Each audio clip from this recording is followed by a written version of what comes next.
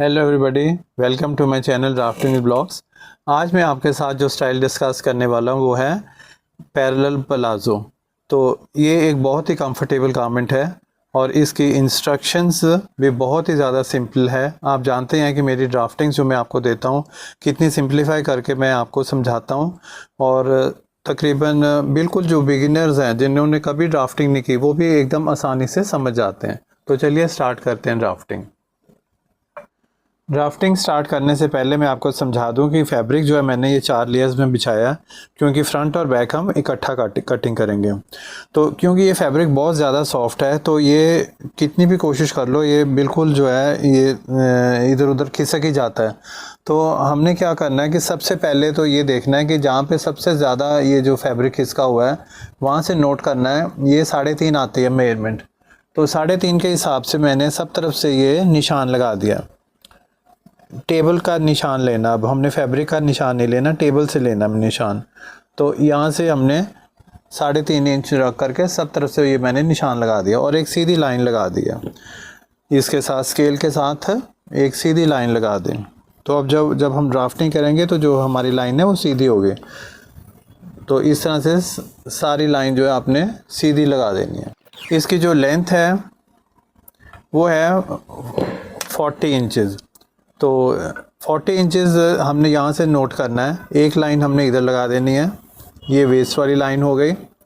तो वेस्ट वाली लाइन से 1 इंच छोड़ करके, क्योंकि हमने बेल्ट सेपरेट लगानी है तो इसलिए 1 इंच छोड़ करके, तो जहाँ पे 40 आ रहा है वहाँ पे निशान लगा देना है और फिर तकरीबन 1.5 इंच और एक्स्ट्रा इंक्रीज़ कर देना हमने। तो वो भी हमने इधर निशान लगा देंगे ऐसे करके। तो ये तो हो गया हमारा बॉटम, जितना हमने रखनी है, लेंथ रखनी है, वो निशान लगा देना। अब हमने देखना है कि हमारे क्लाइंट की क्या हिप मेजरमेंट कितनी है। तो ये है 40 इंचज़। तो 40 इंचज़ के हिसाब से हमने रखा है,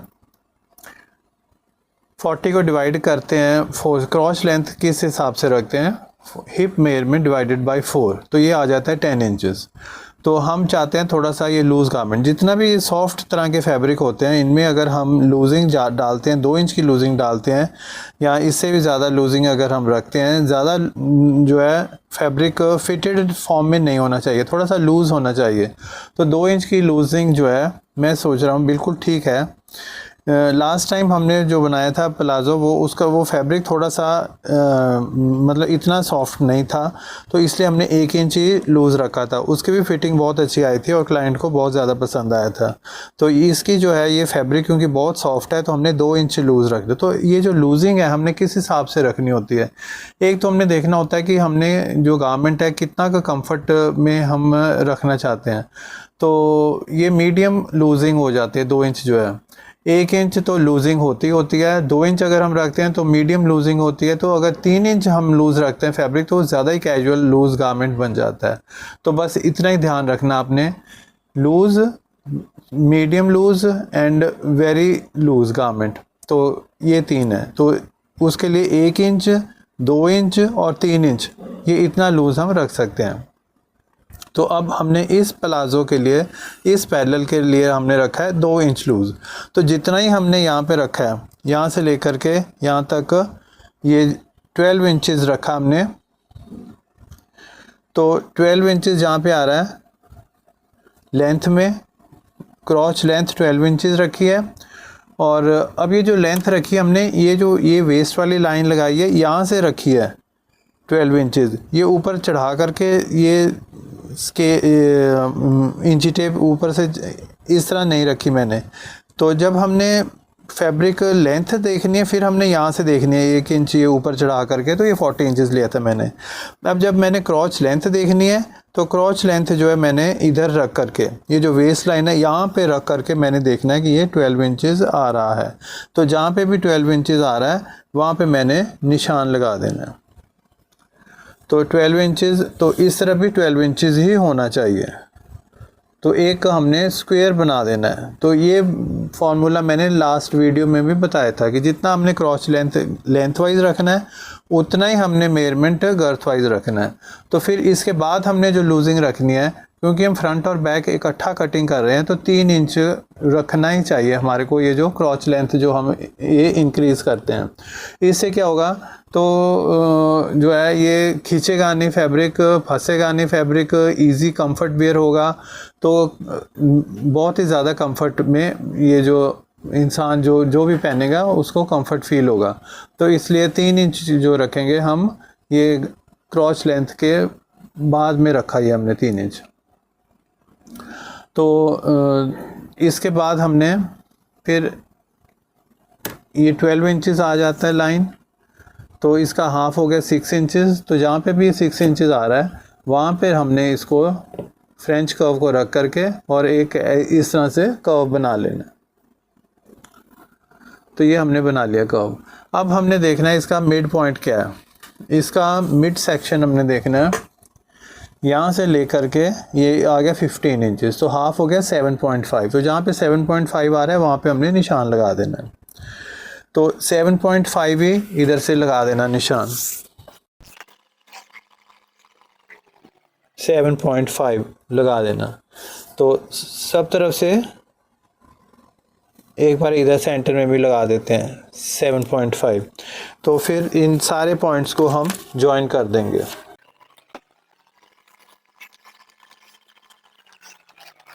सारे पॉइंट्स को हमने ज्वाइन कर दिया। तो अब जो ओपनिंग है वो हमने रखनी है 22 इंचेस।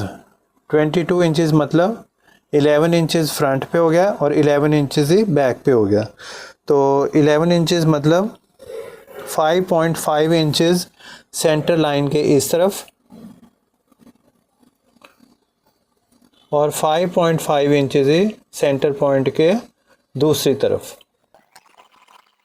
तो हाफ इंच जो है हमने सीम अलाउंस बढ़ा देना। तो मतलब 6 इंचेस हो गया, 6 इंचेस इस तरफ और 6 इंचेस ही दूसरी तरफ। तो इसमें हाफ इंच जो है वो सीम अलाउंस आ जाता है। तो अब हमने ये लेग शेपर के साथ इस तरह से मार्क करना है। इसको ऐसे रखा और इस तरह से हमने लाइन लगा देनी है और इसी तरह दूसरी साइड। पहले देखिए हमने इस तरह रखा था और अब रखेंगे इस तरफ ऐसे। इस तरह हमने निशान लगा देना। तो यहाँ से हमने राउंड ऑफ कर देना है। एकदम तीखा कॉर्नर सा नहीं बनाना, कभी नहीं बनाना चाहिए। ये रूल या ड्राफ्टिंग का कि कभी भी तीखा कॉर्नर्स नहीं निकालने चाहिए, ऐसे बनाने चाहिए, राउंड ऑफ कर देना चाहिए। तो इस तरह हमारी जो है ये ड्राफ्टिंग कंप्लीट हो गई। कितने सिंपल स्टेप्स थे और कितनी इजी तरीके से मैंने आपको ये ड्राफ्टिंग का प्रोसीजर बताया। अब हमने सीम अलाउंस लगा लिया, बीच में सब कुछ आ गया, हमने चेक कर लिया। तो अब हम कटिंग कर देंगे। एक बात आपने नोट की होगी कि बैक मैंने क्यों नहीं बढ़ाया। जहाँ पे इलास्टिक आ जाता है, सब तरफ से इलास्टिक आ जाता है और हमने जो है क्रॉच लेंथ भी हमने बिल्कुल लूज़ ही रखी है। तो उस कंडीशन में डिपेंड नहीं करता कि हमने जो है बैक को बड़ा रखें या फ्रंट को कम रखें। दोनों बराबर ही अगर हम कटिंग करेंगे बिल्कुल ठीक बनेगा। तो दूसरा ये एक और पॉइंट था कि ये लूजिंग किस पे डिपेंड करते हैं। लूजिंग फैब्रिक के ऊपर भी बहुत डिपेंड करती है, क्योंकि जितना हल्का इस तरह का फैब्रिक होगा, लाइट किस्म का फैब्रिक होगा, तो उसमें हम लूजिंग जो है ज़्यादा रख सकते हैं। तो जितना फैब्रिक थोड़ा सा गफ होगा तो उसमें हम लूजिंग कम भी रख सकते हैं। अगर बहुत हैवी साइज़ है, मान लो 48 इंच हिप साइज़ है या 48 इंच से ज़्यादा है, 50 इंच से भी ज़्यादा है, तो फिर उन कंडीशंस में जहाँ पे हैवी साइज़ है फिर हम बैक से जो है फैब्रिक बढ़ाते हैं।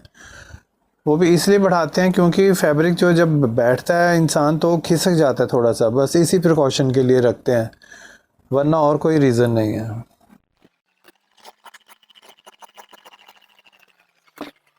एक बात और मैं बताना भूल गया कि ये वाली जो लाइन होती है, फ्रंट वाली लाइन जो होती है, क्रॉस लाइन होती है, ये हम डायगोनल क्यों काटते हैं, इस तरह क्यों कटिंग करते हैं? इस तरह इसलिए कटिंग करते हैं क्योंकि अगर ऐसे सीधा ही हम लाइन काट दें तो ये जो वॉब वाले धागे होते हैं तो ये जो है फिर कमज़ोर पड़ जाते हैं। तो सीधे धागे हैं तो हमने ऐसे काट दिया तो वो नहीं ठीक रहता, तो इसीलिए थोड़ा सा डायगोनल शेप में काटते हैं फैब्रिक, और इस तरह से खींचा हुआ भी नहीं फ्रंट से आता, तो इसलिए यहाँ से डायगोनल। तो कितना रखना होता है मेजरमेंट? तकरीबन 1 सेंटीमीटर या आधा इंच, हाफ एन इंच जो है रख करके तो एक डायगोनल लाइन लगा लेते हैं। अब इस डायगोनल लाइन पे कटिंग करेंगे। यहाँ से बहुत ज़्यादा यू शेप नहीं होना चाहिए, ऐसे स्ट्रेटिश टाइप ही ठीक है।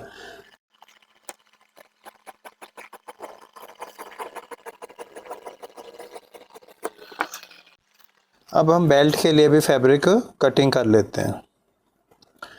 बेल्ट है ये 12 इंचज़ है, 12 इंचज़ और 4 बारी 12 इंचज़ हो गया तो ये हो गया 48 इंचज़, तो 2 इंच एक्स्ट्रा रख लेते हैं मार्जिन के तौर पे, तो वो हो गया 50 इंचज़। तो 50 इंचज़ जो है हम बेल्ट की जो ये फैब्रिक है ये कटिंग कर लेते हैं।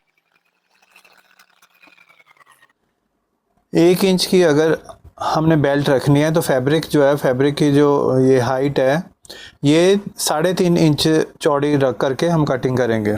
तो ये मैंने 2 पट्टियाँ काट के रख ली हैं, तो जिसकी लेंथ 50 इंच है, तो इसके इस हिसाब से हमने ये बेल्ट की पट्टियाँ काटनी होती हैं। तो चलिए अब हम स्टिचिंग स्टार्ट करते हैं। ये चारों पैनल्स को इस तरह रख लिया हमने और 2-2 करके क्रॉच लाइन पे हमने स्टिच करने हैं।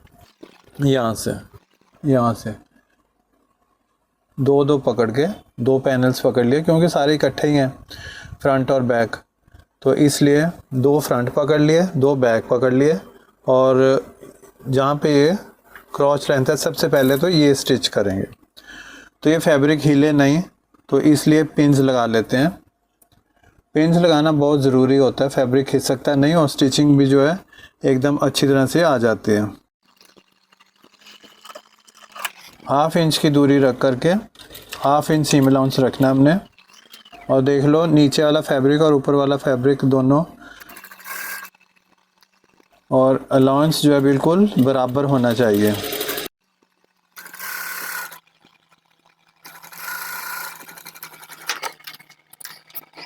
इस तरह स्टिच करके खींच लीजिए, खींच के एक बारी फिर लाइन लगा दीजिए।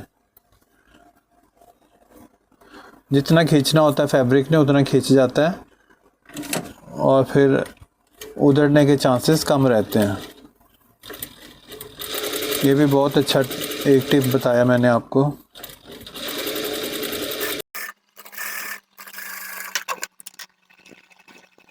अब इसी तरह दूसरा,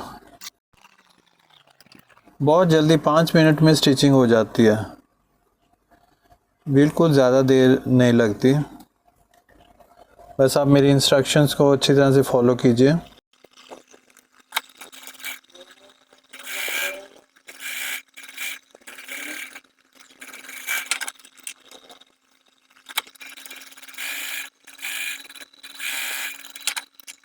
ये पिंकिंग शेयर्स के साथ जिगजैग वाली कैंची के साथ इसी स्टेज पे ये जो सीम अलाउंस है बाहर से कटिंग कर देना चाहिए। इससे नीटनेस भी आ जाती है और फिर बाद में जो है टाइम वेस्ट नहीं होता, क्योंकि अभी तो ये हमारे सामने है।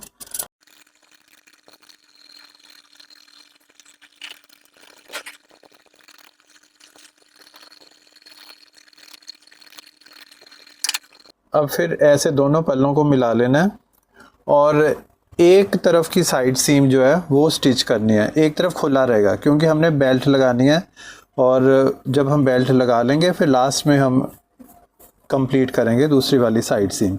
हाफ इंच का मार्जिन रखते हुए स्टिच कर लीजिए। अब बेल्ट लगानी है, तो बेल्ट के लिए ये फैब्रिक का राइट साइड है और ये रॉन्ग साइड है। रॉन्ग साइड के ऊपर हमने ये बेल्ट वाला जो है, ये बेल्ट का राइट साइड रखना है।